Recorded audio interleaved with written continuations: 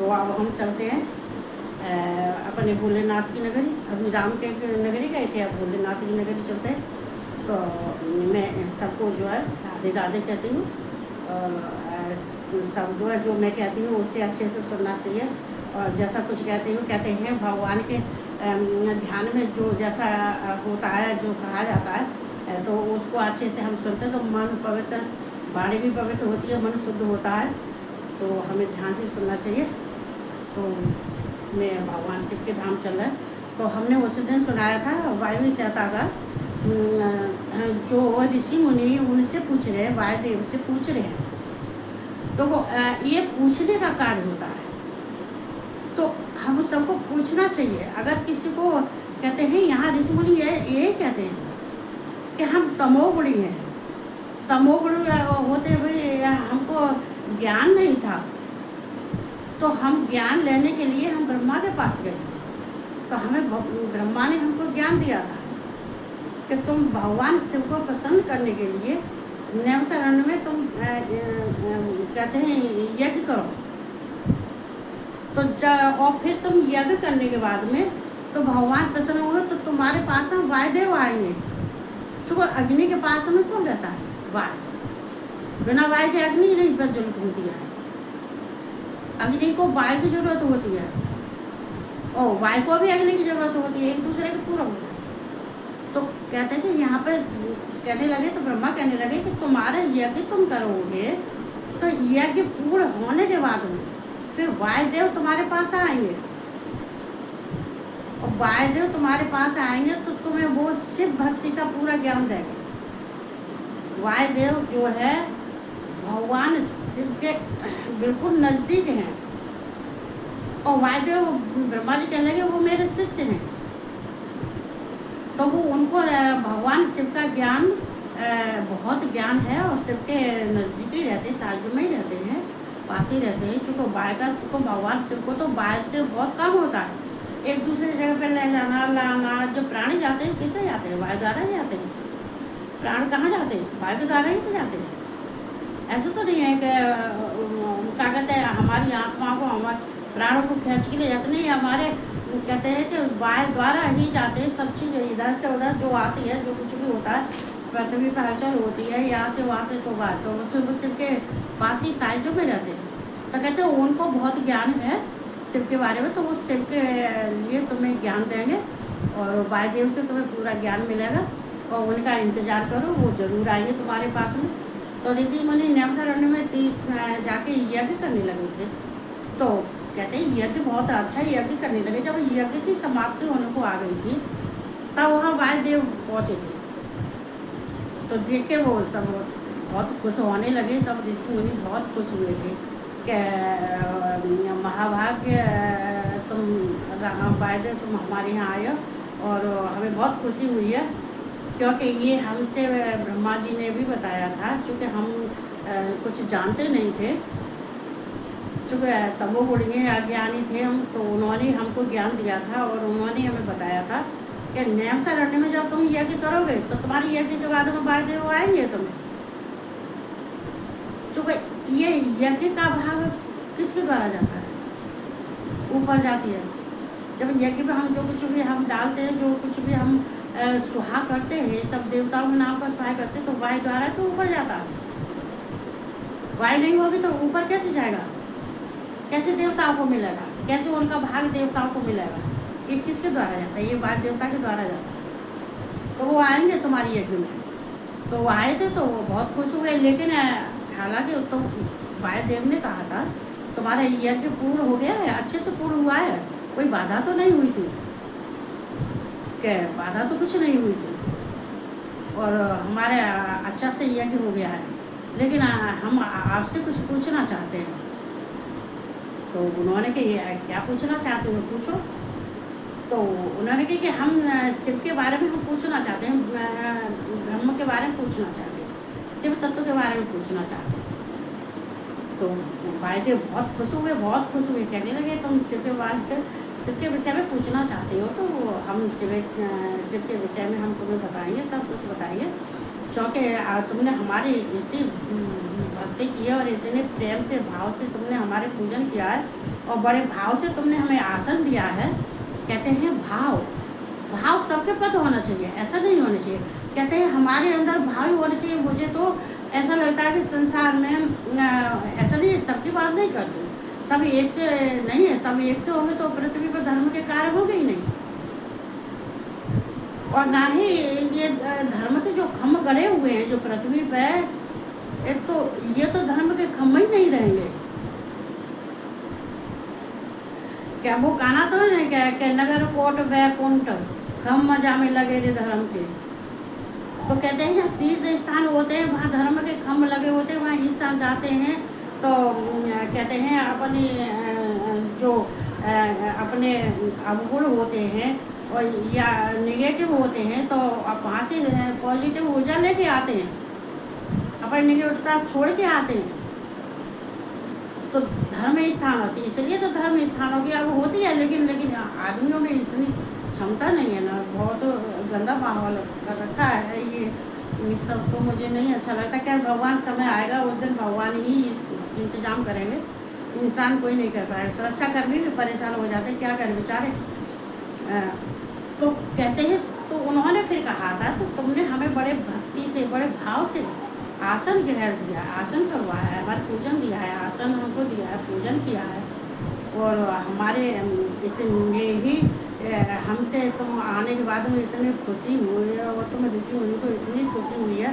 तो हम शिव के विषय में हम बताएंगे, शिव के विषय में हम तुम ज्ञान देंगे, और हम ये भी बताएंगे कि शिव तत्व क्या है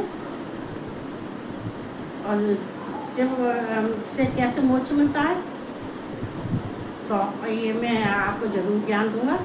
तो यहाँ पे वायुदेव ज्ञान दे रहे हैं।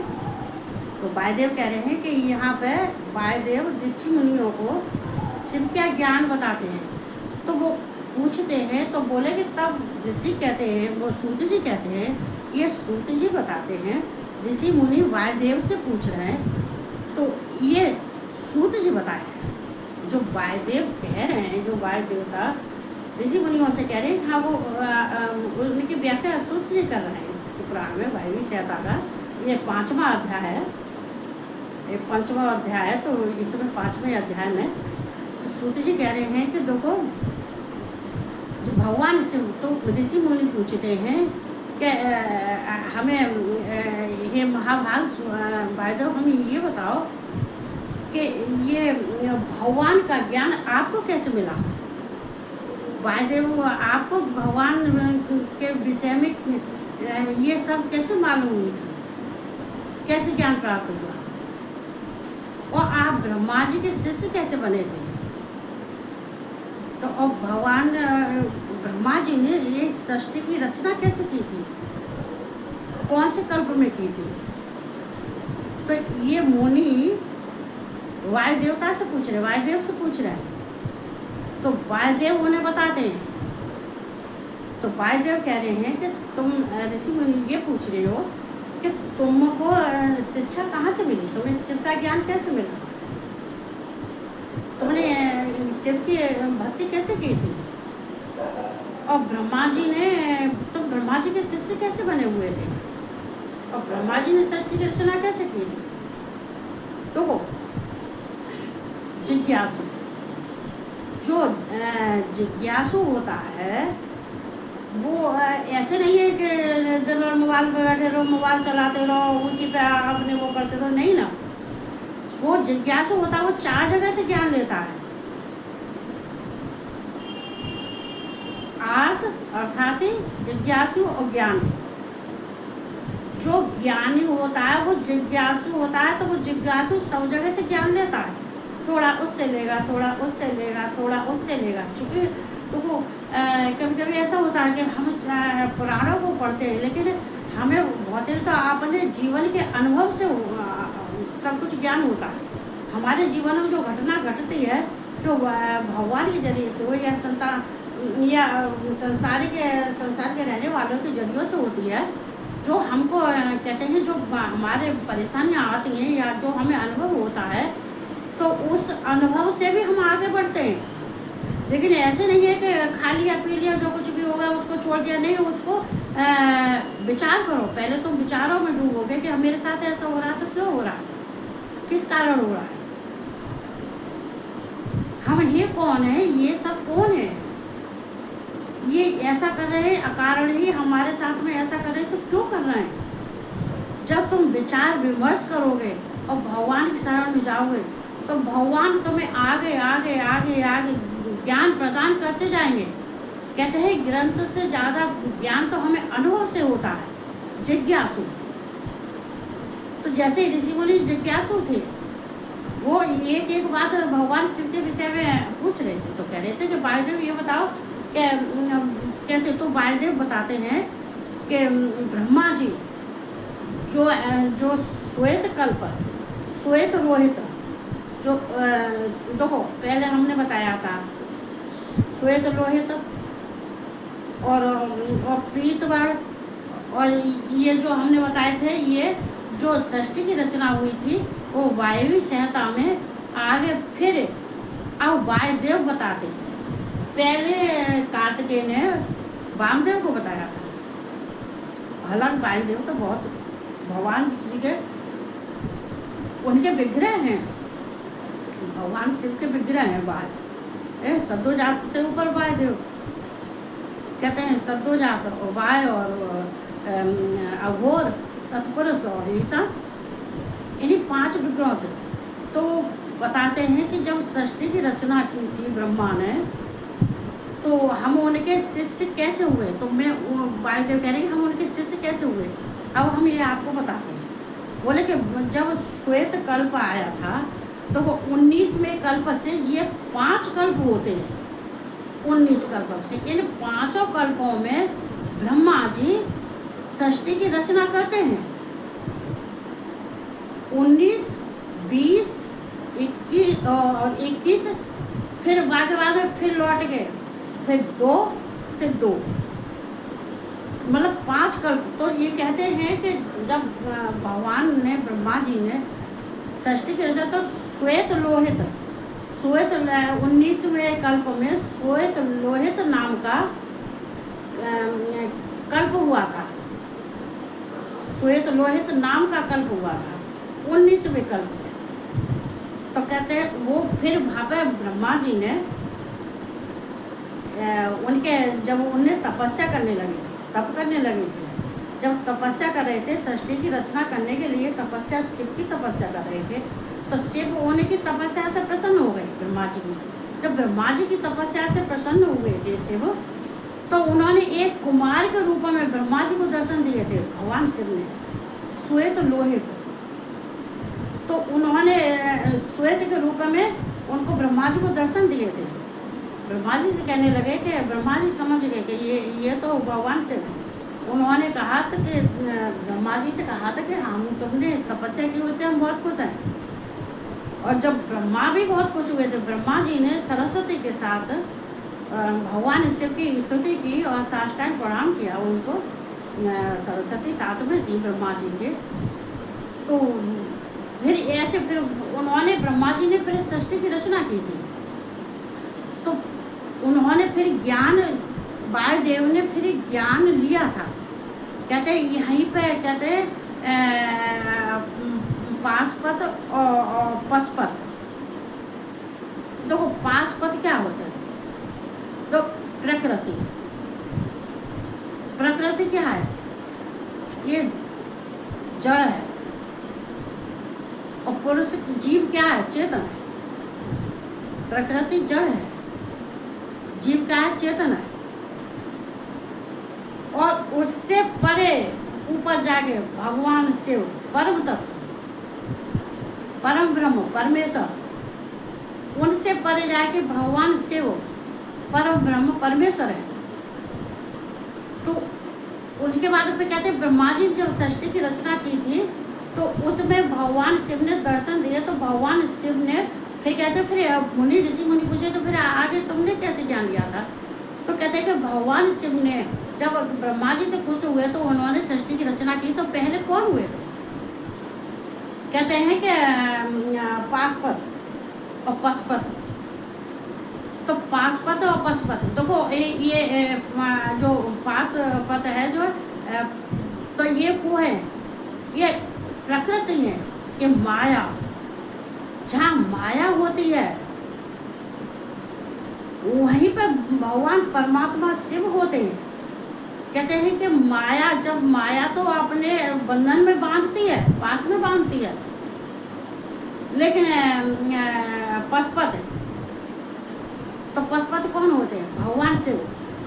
पशुपतनाथ मंदिर है वहाँ पे नेपाल में, तो पशुपतनाथ, तो और पशुपतनाथ से फिर परे ऊपर कहते हैं भगवान शिव हैं, परम तत्व हैं, वो मोक्ष देने वाले हैं, वो कल्याण करने वाले हैं, और वो ही पास से छुटाने वाले हैं। तो उनसे भी फिर वो प्रकट हुए थे। तो कहते हैं भगवान पहले उन्होंने सृष्टि से पहले रचना, ये पूर्व काल में ही ये पाशुपत और पशुपत, तो ये दो पूर्व काल में सृष्टि से पहले इन्हीं की रचना हुई थी। जो भगवान शिव हैं, साक्षात हैं, ये तो भगवान शिव ही हैं, तो इन्हीं की रचना हुई थी। तो इस तरह से मैं फिर उनके पास में, ब्रह्मा जी के पास में रहने लगा। तो वहाँ मुझे ज्ञान प्राप्त हुआ, और ज्ञान प्राप्त, ब्रह्मा जी ने मुझे ज्ञान दिया, मुझे ज्ञान प्राप्त हुआ। फिर मैं भगवान शिव के पास में रहने लगा। तो कहते हैं क्षर अक्षर, क्षर ये जड़ है, अक्षर शिव है, परम तत्व है, जड़ क्षर अक्षर। देखो क्षर अव्यक्त है, अव्यक्त जन्मा क्षर, और अक्षर भगवान शिव है, आत्मा है। तो जब कहते हैं पाशुपत और पशुपत, तभी ये अक्षर अव्यक्त और अक्षर आत्मा, आत्मा कौन है? भगवान शिव। क्षर कौन है? जड़, प्रकृति। कहते हैं इन्हीं का जब भगवान शिव का संबंध हुआ था, पुरुष और प्रकृति का संबंध ऐसे इसी क्षर अक्षर से ही हुआ था। तो यहाँ उनको समझा रहे हैं, तो ब्रह्मा उनको वायुदेव उनको समझा रहे हैं शिव के बारे में। तो कह रहे कि इस तरह से मैं ब्रह्मा से ज्ञान लिया था। तो ब्रह्मा ने फिर सृष्टि की रचना करने लगे थे। तो जब ब्रह्मा जी सृष्टि की रचना करने लगे थे, तो मैं उनके साथ रहा, उनसे ज्ञान लिया। फिर भगवान शिव के पास रहा, तो शिव तत्व का ज्ञान मैंने प्राप्त किया, और जो ज्ञान प्राप्त किया वो ही मैं तुमको बता रहा हूँ। तो यहाँ पर जो आगे बताते हैं, कहते हैं भगवान शिव के बारे में जो वायुदेव और बताते हैं, तो यहाँ से उनकी जो योनियाँ हैं उनके बारे में भी बताते हैं, और उनकी जो कैसे उन्हें सृष्टि की रचना की थी। कहते हैं कि वो ही उन्होंने जो परम तत्व हैं, क्षर अक्षर से परे हैं, वो परम ब्रह्म परमात्मा शिव ही हैं।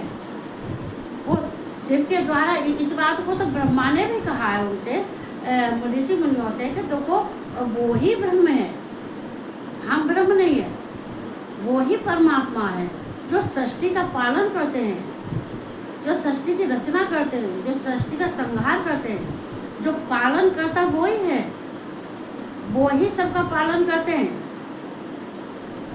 तो यही वायुदेव उनको ऋषि मुनि को समझा रहे हैं। तो कह रहे वही पाशुपत हैं, वही पशुपत हैं।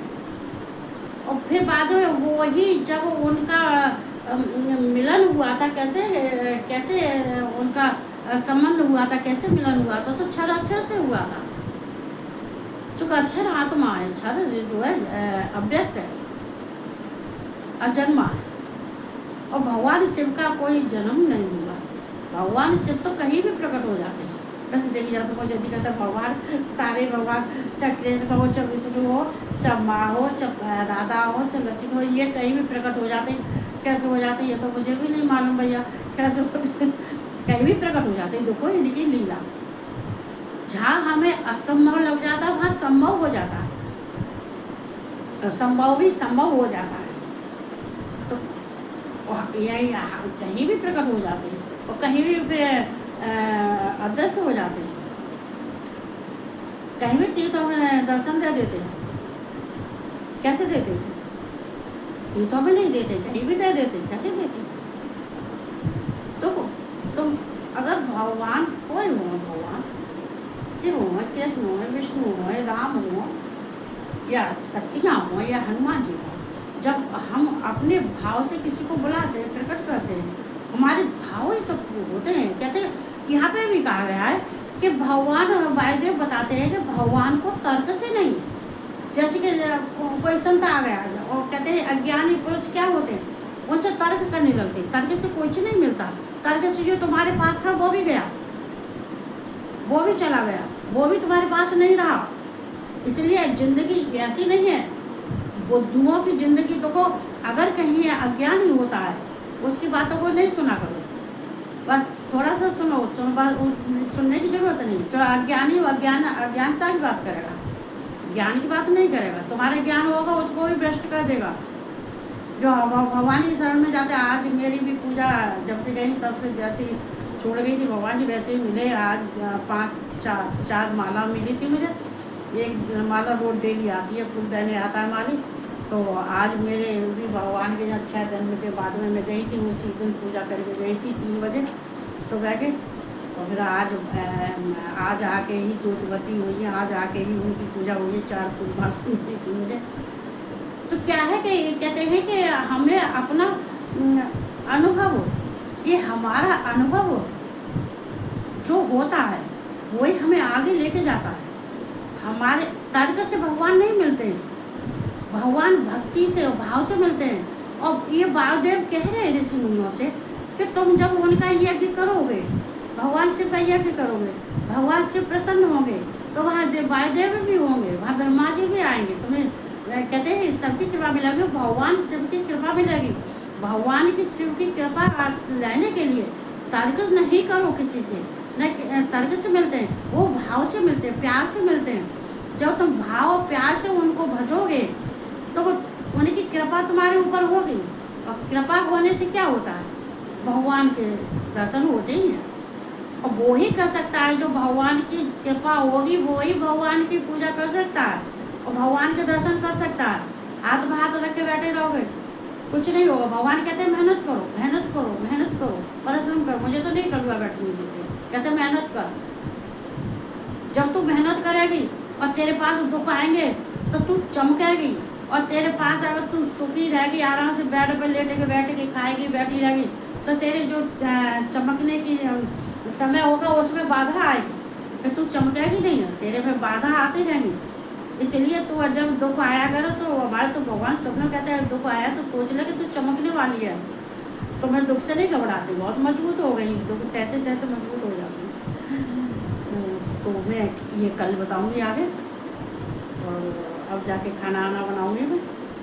तो मैं बहुत धन्यवाद देती हूँ, भगवान शिव को भी धन्यवाद देती हूँ। और भगवान राम और सीता के नगरी में घूमने आई, सरयू नहाए आई। कैसे आई ये तो मुझे मालूम, खो गई थी 4 किलोमीटर दूर अपने को सबन को छोड़ के जान कहाँ पहुँची, किसी ने घुमा दिया, जाकर नहीं आने दिमाग घुमा दिया। मुझे दिखाई देता है यही मेरे दिमाग को घुमा देता है, उल्टा सीधा कर देता है। और फिर वहाँ से 4 किलोमीटर पैदल चल के आई ऐसी धूप में तेज। फिर वहाँ मैंने अलाउंस करवाया, तब मेरे जो हम 25 गए थे, 25 सीटर बस गई थी, तब वो वहाँ मुझे लेने गए थे अलाउंस रूम में। तो ऐसे छुड़ गए थे हम तो, जो है पता ना, ये कभी कभी किसी का नहीं है, बुद्धि भ्रष्ट कर देता है। तो मैं कल सुनाऊंगी आगे के। और मैं सबको बहुत बहुत धन्यवाद देती हूँ। तीर्थ यात्रा से जो कुछ भी पुण्य लेके आती हूँ उसमें से 1/3 का मुझे दे दो और बाकी सब बांट लो संसार वाले। हाँ, सब बांट लो, चूँकि मैं फिर मेहनत करूँगी, फिर मैं उतना ही कर लूँगी, फिर मेहनत करूँगी, फिर मैं उतना ही कर लूँगी, क्योंकि मैं मेहनत की कमाई खाती हूँ मैं। तो मैं फिर मेहनत करूँ, फिर करूँगी। तो मैं सबको भगवान सबका भला करे और सबके जीवन में खुशियाँ आवें। और बस यही कहते हुए मैं सबको राधे राधे कह रही, सबको राधे राधे और सबको गुड नाइट।